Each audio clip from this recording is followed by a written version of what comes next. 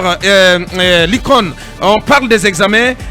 On vient d'apprendre, on a appris hier à travers donc, une publication du MEPUA que le voile intégral ne sera pas admis dans les centres d'examen. Oui, cette année, des nouvelles dispositions sont prises. Le ministère de l'Éducation a publié la liste des objets et le mode d'habillement interdit dans les salles d'examen cette année. Donc, en plus des caméras de surveillance, le département envisage de renforcer le dispositif pour éviter la fraude dans les salles d'examen. Il s'agit entre autres des téléphones, les montres électroniques, le voile couvrant tout le visage, les cahiers... Donc le voile intégral. Intégral, ça c'est interdit. Les cahiers, brochures et livres, objets tranchants ou dangereux, les écouteurs et les machines à calculer.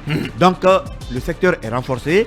Cette année, contrairement à l'année dernière, il n'y a pas de voile intégral. Tous qui seront voilés n'auront pas accès. Comment on fait pour les arabisans? Non, pour les arabisans, sûrement avec le communiqué certainement, on peut porter le voile, mais pas le voile intégral. Le demi-voile. Il faut au moins laisser voir le visage, puisqu'à Bakar, un garçon peut se cacher dans le voile pour aller faire l'examen à la place d'une femme. Mais ça ne veut pas dire qu'à l'entrée, on ne peut pas soulever le voile. Non, je pense qu'il y a une solution pour ça. Bien sûr. Il y a une solution assez simple pour ça. D'ailleurs, personnellement, je ne suis pas pour cette interdiction, mais... non, moi personnellement, quand j'ai vu ce chapelet... des mécanismes pour contrôler une candidate qui vient voiler intégralement. C'est bien possible. Oui, c'est possible, mais... Il faut quand même, personnellement, j'ai salué... Ils ne sont pas des terroristes, là. J'ai salué ce chapelet de mesures là, Bakar.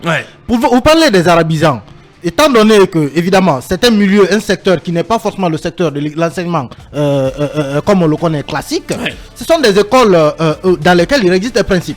C'est assez simple.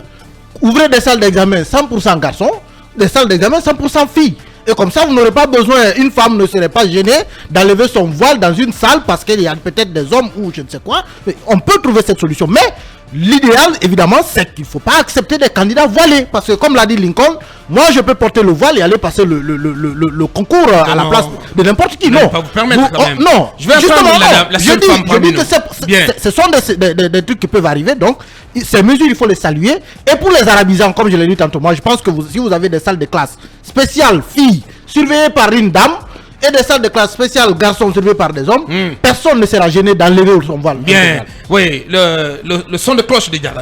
Autant vous laissez des jeunes filles entrer dans des salles de classe en jupette, autant vous devriez laisser ces femmes voilées en burqa. C'est très important, je pense. Bien. Oui, donc bien vous sûr. êtes pour qu'elles accèdent au centre d'examen? Oui, mais avec leur burqa, ça c'est pas un problème. Non, en voile intégral. En voile intégral, bien sûr. Oui, bien sûr. Elles peuvent venir. Il y a des dames qui surveillent.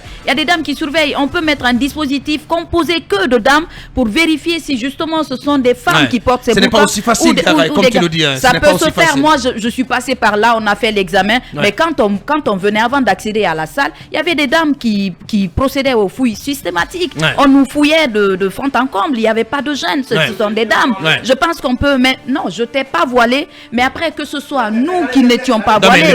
Non, mais pas voilé. L'année dernière, Diarra, il y a eu une odeur de scandale dans certaines salles d'examen parce que des femmes fouillaient leurs congénères femmes à l'excès. Ça fait scandale dans certaines écoles. Je n'encourage pas l'excès dans ce qui se passe, mais cette décision telle que prise est une façon de décourager celles qui sont en burqa. Parce que je vous signifie cela ici. Parce que après ça pose la question, Diarra. Beaucoup seront tentés de lâcher, mais qu'est-ce qu'on fait du droit de ces femmes? Voilà, c'est leur droit. C'est une question de... C'est leur façon de... Mais attendez quand même, c'est leur façon d'adorer, de pratiquer leur religion. Qu'est-ce qu'on fait de ce droit? Qu'est-ce qu'on fait de ce droit? Oui, ce droit, évidemment, tous les droits de tout le monde doivent être respectés. Mais bien sûr, chaque milieu aussi a ses restrictions. L'école a imposé la tenue, ce n'est pas pour rien. Les signes. Qu'est-ce qu'on en fait aussi? Bien. Qu'est-ce qu'on fait de la tenue? Oui, mais après, dans les autres pays, les tenues. Dans les autres pays, les élèves vont à l'école en civil, c'est-à-dire ils ne portent pas de tenue pour aller. Vous voyez la France, vous voyez les autres. Mais je pense qu'en Guinée, cette histoire de tenue ne doit pas être quand même un problème. Je suis sincèrement désolé.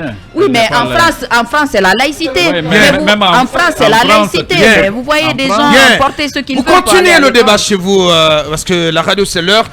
Aujourd'hui, on ne peut pas se permettre d'aller au-delà du temps qui nous est imparti. Nous avons des obligations, voilà, des engagements qu'il faut respecter. On revient dans quelques minutes après un point info à 9h sur Film.